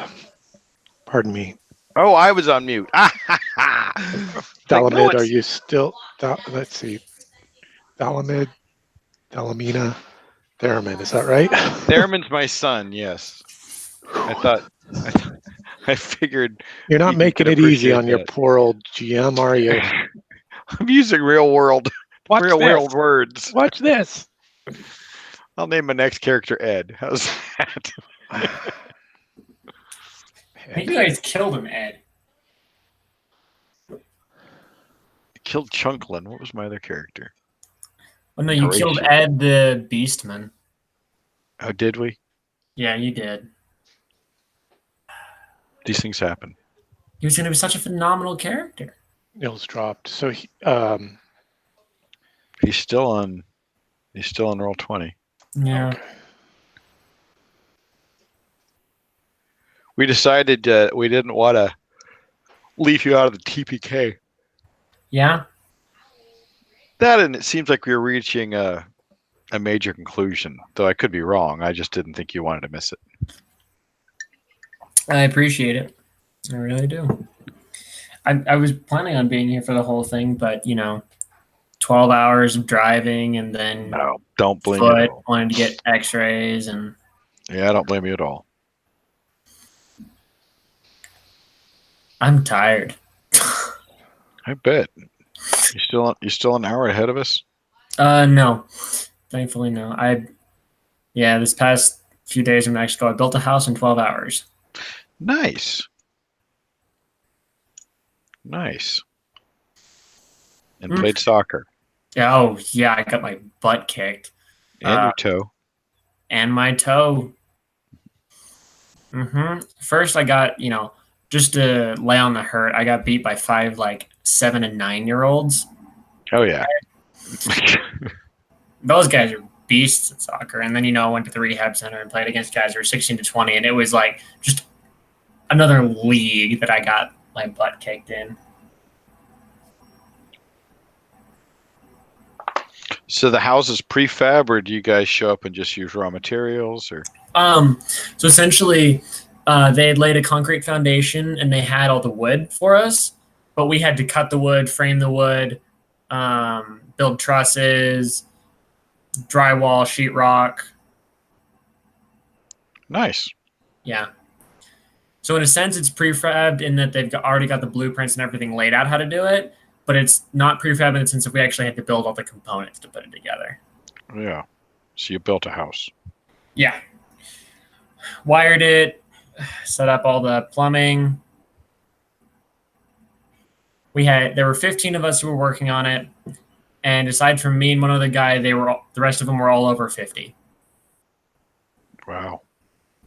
Yeah. That's ancient. I know. I'm over 50. And we got it done faster than almost any other team has ever gotten it done before. So. Because you had all this experience. Yeah. And I think maybe 2 of them had actually done construction before, and the rest hadn't even touched a paintbrush. So. Wow. Cool. Sounds like a fun project.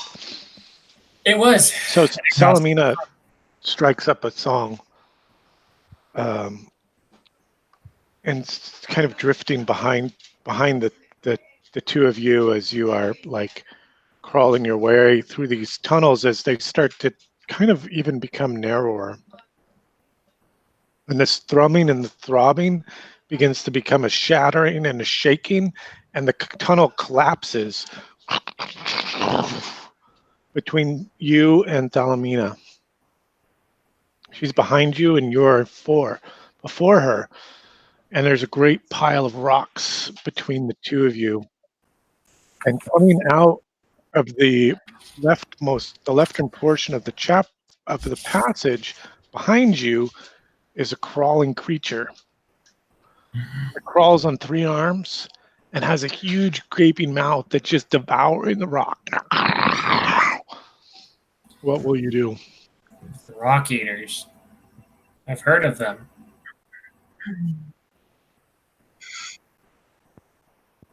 Now, this is behind Thalamina. It's in front of Thalamina. So if I were to sketch it on the map. So it's between Thalamina and us. Yeah. So here's the tunnel that you're traveling, and there's been this cave-in collapse. Yeah. And Thalamina is to the south here. Oh no! And you are to Can the you hear me? north. We hear Okay. you. I can hear you. Okay, great. Peter probably can't hear you. Do you hear Nils, Peter? Not at all. All right, we'll see. All right. Well, Well, I'm going to try to first, as I sign off, I'm going to try to use the light and the staff to distract or get this thing to go away while Thalamina gets back to us. And now I'm going to sign out for a minute. Okay. All right, we'll wait for you. Why I'm muddle over what you're doing.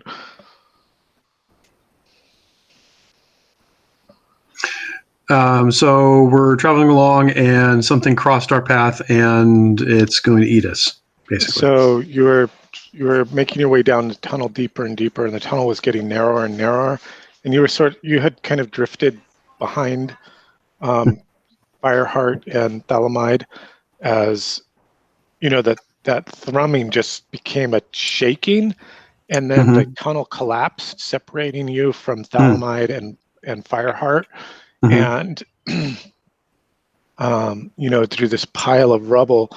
And what Thalamide sees to his left, coming out of the tunnel, is this crawling, three-armed thing with the giant mouth. Okay. And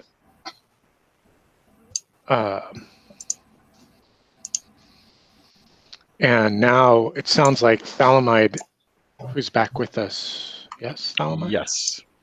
It sounds like you're standing in defense before the tunnel, trying to drive this thing back or keep it from coming any closer. Is that right? Yes. Okay, go ahead. Go ahead and stand in defense. Roll 2d6 plus your con. And I'll give you a +1 for the, no plus, well, a +1 for the, I know. I'll give you a +1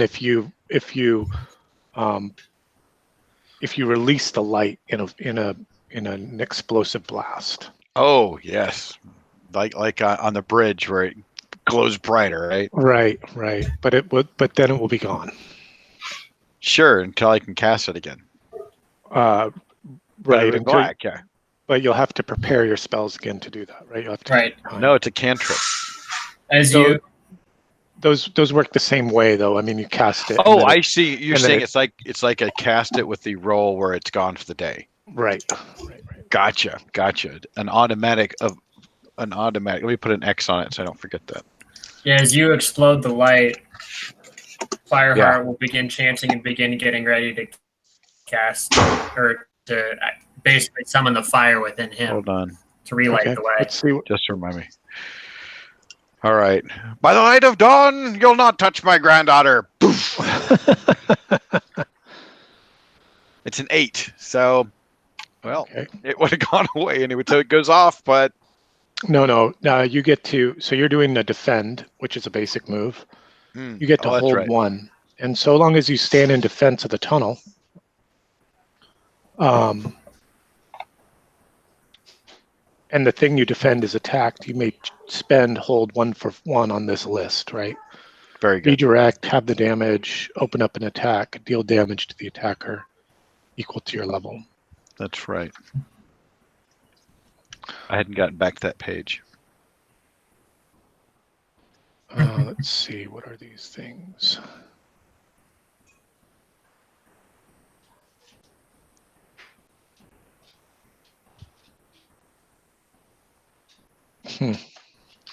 Okay.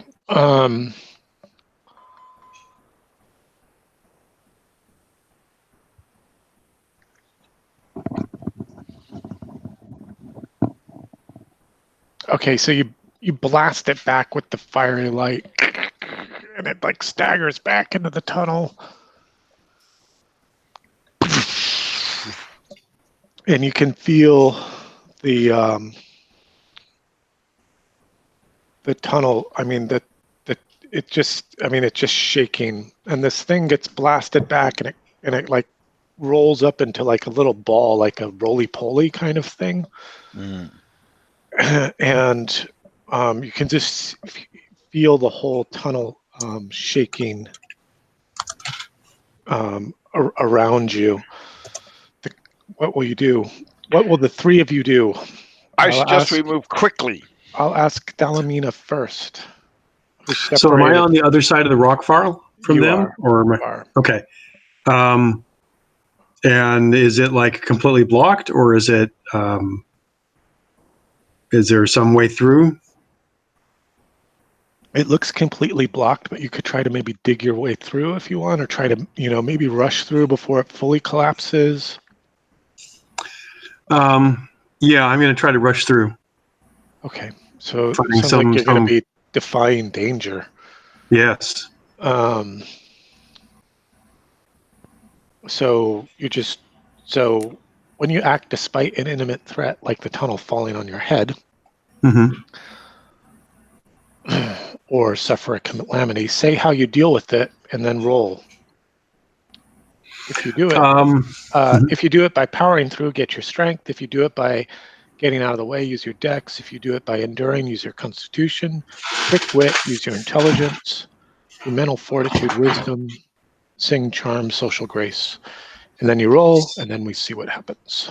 Okay, so in my rush to get up here to plug my laptop in, I left my character sheet. Oh, sure. Downstairs. So now I have to go downstairs. Upstairs and downstairs. Must be rough. Salamide, what will you do? I'm not going anywhere until my granddaughter's through that rockfall. Okay. I'm calling to her and I'm looking to see if I can help her, but I'd taken the position of defend, so I assume that's what I'm still doing until this thing comes back. Yeah, you're like guarding the opening where the creature kind of burrowed its way through, despite this the collapse of the tunnel that's happening around you. Is that right?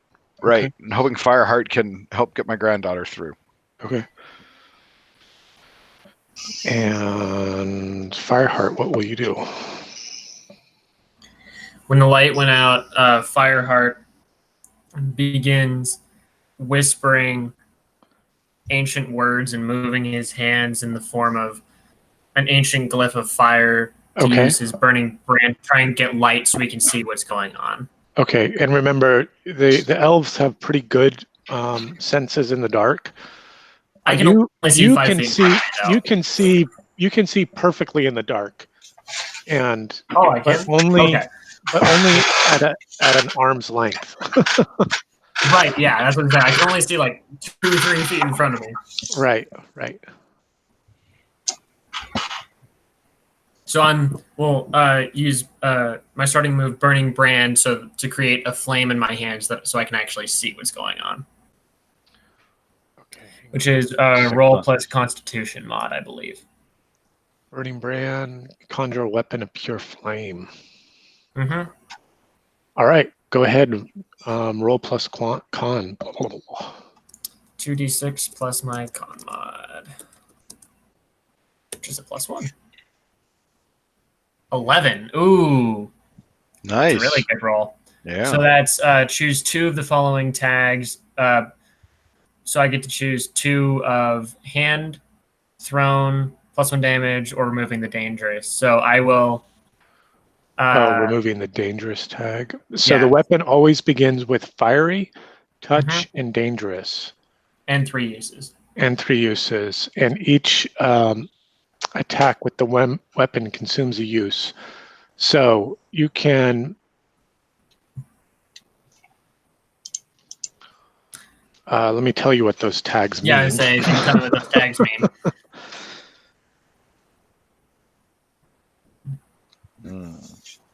That's what I thought. Dimension, I've been putting grease in a steam engine. How's that going? I think it's done. Now I got to sand the base a little because it's kind of wobbly. Foam. Never cast that well. I don't think it's the best stuff to use. Okay, dangerous. It's easy to get in trouble with it. If you interact with it without proper precautions, the GM may invoke consequences for your foolish actions. Okay. The GM may freely invoke consequences for your foolish actions. So that's a dangerous tag. Then fiery and touch. I like the way it's just your bare hand. Yeah, touch, you have to touch somebody. Right. If it's hand, becomes a hand weapon. And then My telepathy is touch. fiery. Oh, is it? You have to Spock Mind Mill? Yeah, the first level spells all are like Charm Person is touch, but you shake hands Mm-hmm. or whatever, or fist bump. There you go. I love it.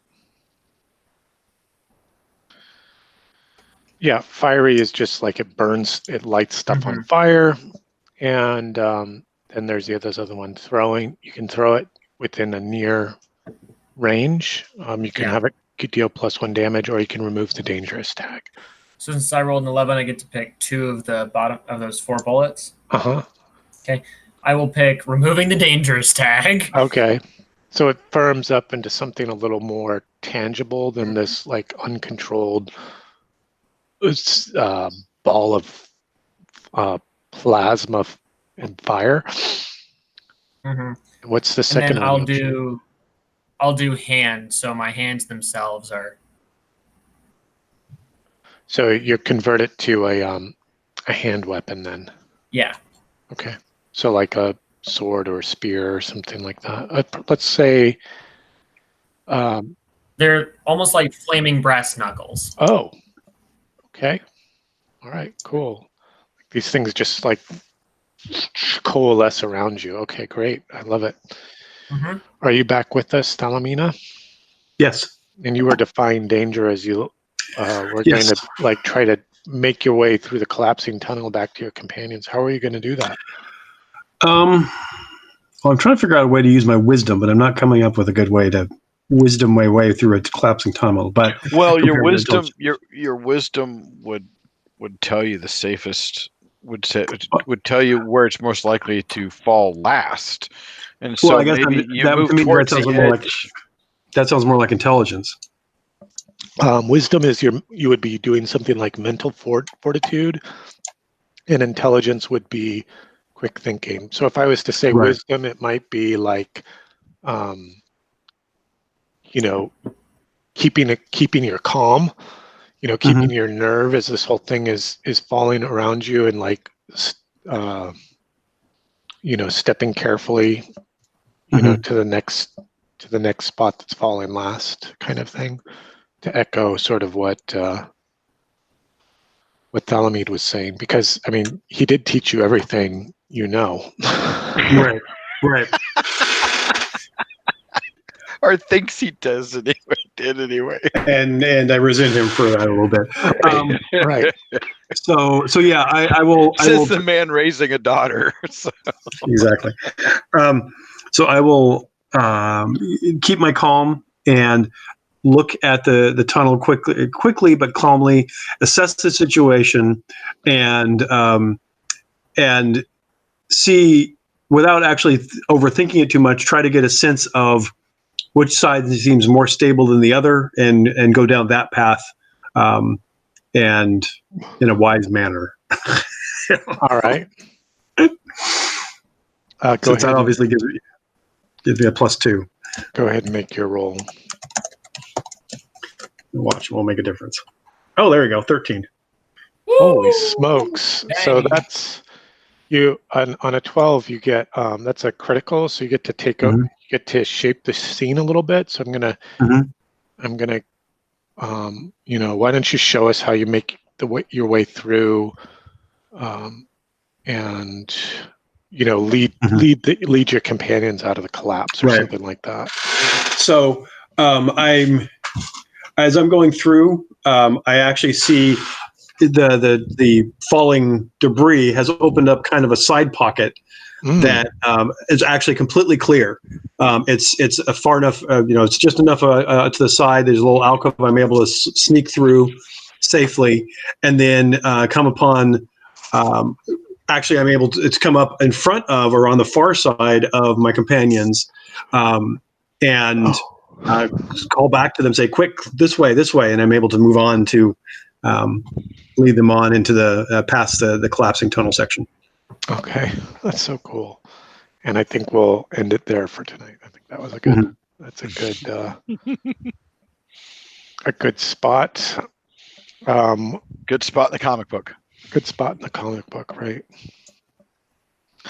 All right, so hits or misses. I will start with the 2 hits that I had. Aside the third unexpected one, which was having Fireheart show up and do cool things with fire. That was so awesome. Fire.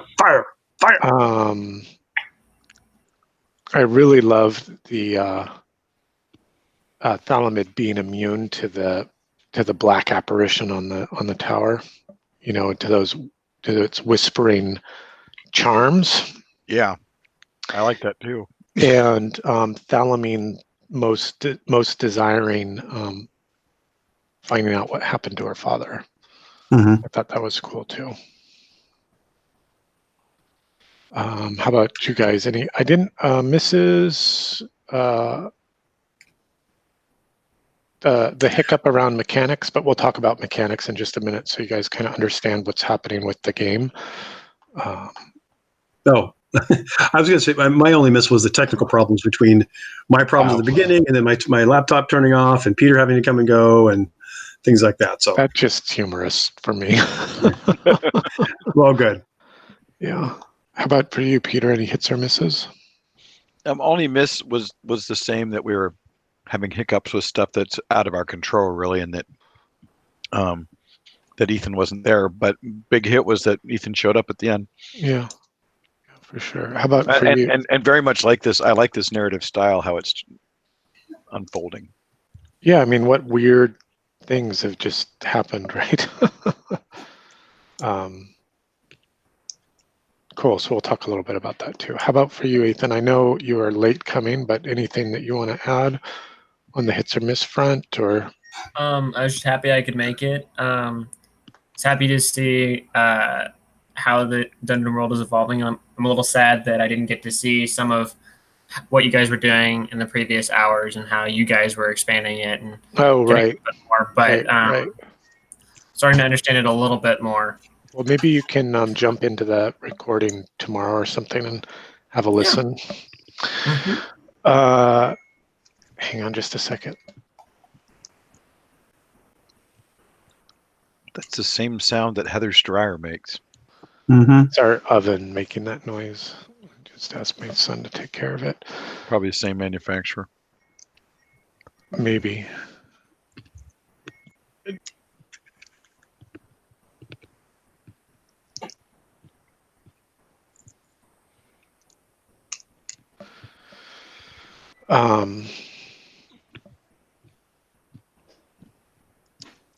Okay, mechanically, what's happening? So when you guys do something, I do something. So I'm always doing something in response to you. And the triggers for me to do that as the game master are when you're rolling dice. And you can kind of avoid that as players by not rolling dice until you get to a point where it says, oh, it sounds like you're doing hack and slash, or you're defying danger, or you're standing in defense. Oh, the other thing I really loved was Thalamina standing in defense of her grandfather when the ghost came down the pathway. I thought that was so cool. So that's mechanically what's happening. And the game, just like the players have a list of moves that they can interact with or trigger or cause to occur, the GM has the same thing. But I'm not going to tell you what those are. They're GM things. They're just for the GM. And if you wanted to pick up the book or look into it more in the Dungeon World front, you'll see that. But the way the fiction works is kind of like in this escalating snowball of effects that just continue to pile on and create the tension and create the adventure and create the excitement for the session. Excellent. So that's what's happening behind the curtain. Kind of. That, and I don't know what the hell I'm doing with all the mechanics and such. I figure as long as it's moving forward. Yeah. And following the fiction, right? Doing the right. Yeah.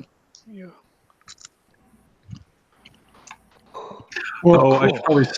I should probably say there's a chance that I may not make it next week, unfortunately, because that's Grace's last day of school. Oh. So. All right. Thank you, Moth. Well, that's too bad. But that's okay too. It just means more Dungeon World, I guess. I don't know. Unless the guys want to do something else next Thursday. Oh, Thursday. I may. It's Zoe's graduation too. Ah, Damn it. I'm sorry. I'll be right back. I'm going to stop the broadcast and then we'll just skip it because I think we've said all the interesting things there are to say.